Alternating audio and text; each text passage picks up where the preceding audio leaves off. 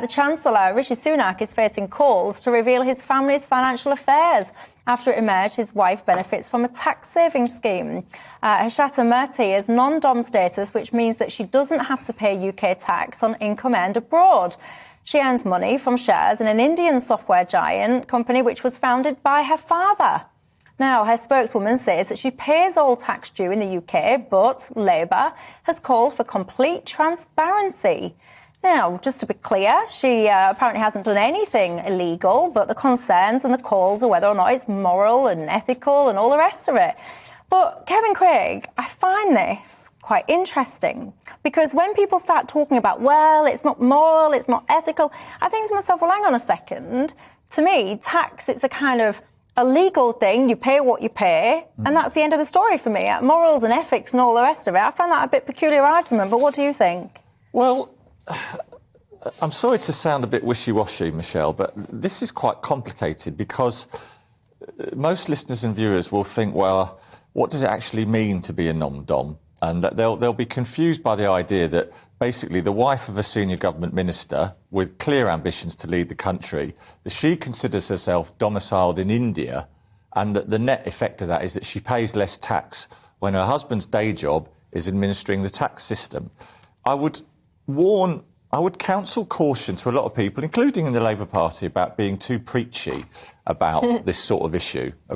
Because, as you say, Michelle, a lot of people with a certain level of wealth do minimise their tax bills, right? Whether they pay themselves dividends through companies, they do all sorts. And also people on, just making it in life in that, getting into the 50 to 100k a year bracket. But the problem here is, I don't know why does she bother with this? I mean, it's a billionaire family, right? They're so wealthy. I mean, what on earth is there to save? And I don't know who said it just today, the optics are terrible. So I think it's an open goal. And of course, the person who's loving this is the Prime Minister. Because a few weeks ago, you had to send out a search party to find Rishi, to get him to come into the aid of the Prime Minister.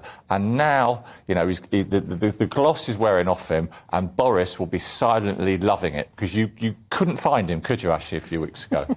Yeah, I mean, it is quite interesting, as you say. So she was born in India. She's Indian. Her parents are in India. And India, as I understand it, don't allow you to have this dual citizenship. So she's lived here for 9 years. So she regards herself as domiciled in India. And this is legal. There's nothing wrong with it and all the rest of it. Ashley, your thoughts? It seems to me that there was some attempt to make it sound like, well, I would if I could, but that's not the case. Obviously, you don't need a UK passport to pay tax in the UK. That's not what happened. She had to apply for this.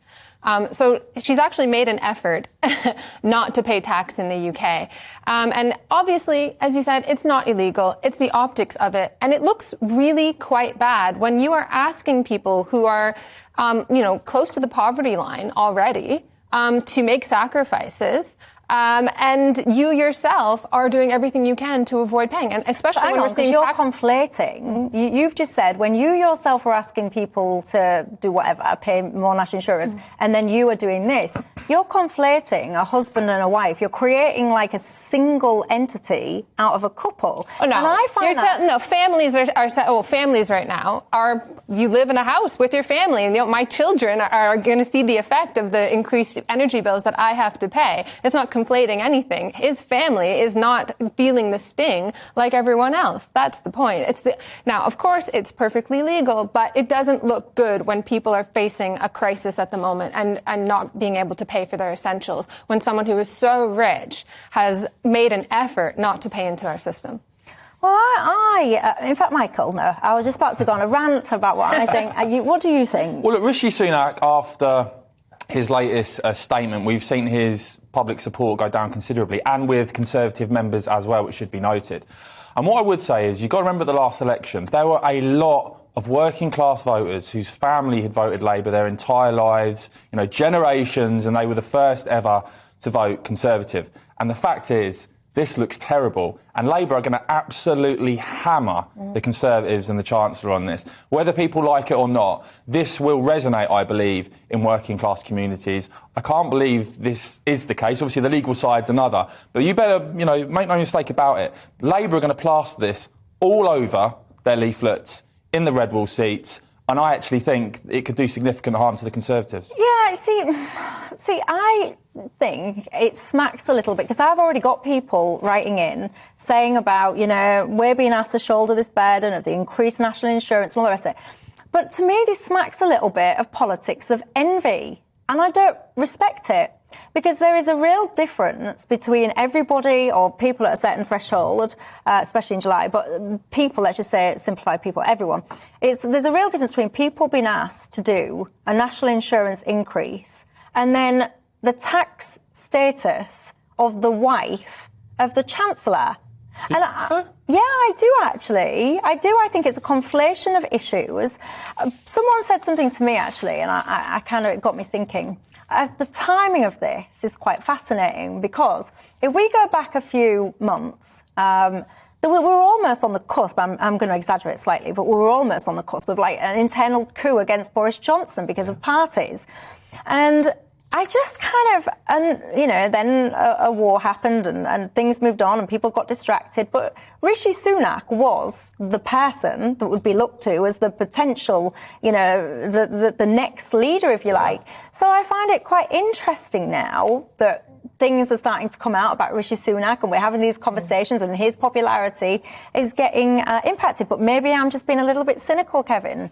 No, I think there's, as I said, Michelle, the person who will be most happy about what you've just described is the Prime Minister, because Rishi Sunak's popularity and currency and the man-in-waiting status is gone, out the window. Michael is quite right. There will be a lot of this featured on election leaflets. But there is...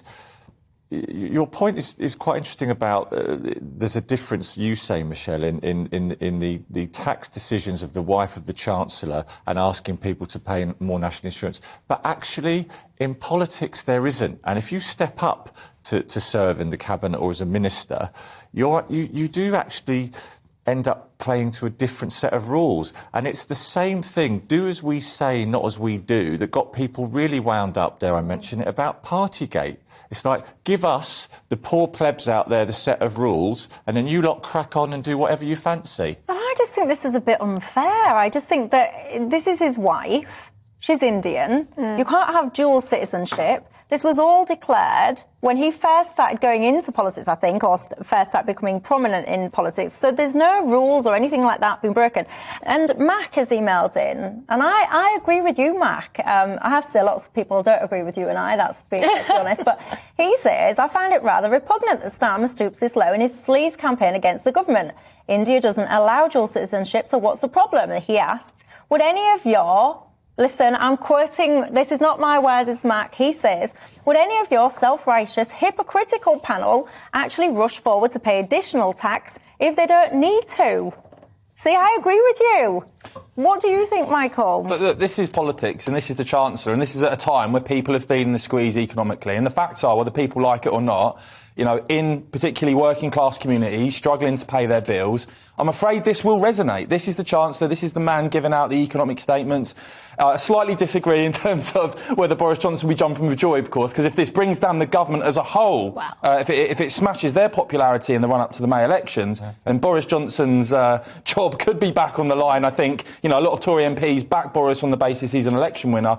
If there are a dire set of elections in May and this feeds into it for the Conservatives, then you never know, the letters may start going back in. But here's the thing. OK, I can totally understand that this is just political opportunism. Absolutely. But what it does draw attention to is not only do wealthy people avoid tax, there's also a tendency to shift losses onto, so when a business doesn't do well, they'll shift their losses onto the government, i.e. the taxpayer. So, for example, I think one of the small things that came out of this that people aren't talking about is that his wife has had a fitness company, I think, which accepted an enormous amount of money during the COVID-19 pandemic and then went out of business and wrote off all these losses. And so what ends up happening is those losses get pushed onto the taxpayer. And I think that draws attention to the fact that part of the huge scandal that we're not talking about is that What do you mean the losses get pushed onto the taxpayer? So when you give a bailout to a company that's not doing well, that's not profitable, that money is coming from the taxpayer. So there were enormous bailout packages, essentially, that were given to a huge number of businesses that couldn't afford to pay their employees for good reason, because of the pandemic. But also it was used opportunistically by a lot of companies. So if you look at the lobbying records in the United States and in the EU, in the lead up to the lockdowns in March 2020, they were not lobbying for business as usual. They were lobbying for bailouts. They didn't want to carry things on. They were happy to take enormous amounts of money from governments. The economy was not healthy it's the summer of 2019. There were signs that there was an enormous economic crisis coming, and a lot of companies used it opportunistically to get enormous amounts of money. This happened in the United States, this happened in Europe, this happened in the UK. No one is talking about that. They're still billionaires. They got a lot of money. Their businesses went under. They bought up other businesses, small businesses that went under. They bought them up for really cheap. No one's talking about that. And if this brings attention to that, I think it would be Kevin's worthwhile. nodding away. Well, just because, Michelle, there was a government minister, Theo Agnew, who recently, very well-regarded bloke, entrepreneur, who resigned from the Lords from his position as a minister in protest at COVID-19 related business fraud that happened. So I think that's why I was nodding at Ashley's point. And I think, again, look, come on, why bother if you're at billionaire status, saving any money through non-dom? It just makes no sense. You're giving yourself a massive headache. Welcome to the GB News YouTube channel. You can watch us live 24 hours a day, catch up on your favourite shows and join in the conversation in the comments below. Don't forget to subscribe and you'll never miss any of our exclusive content.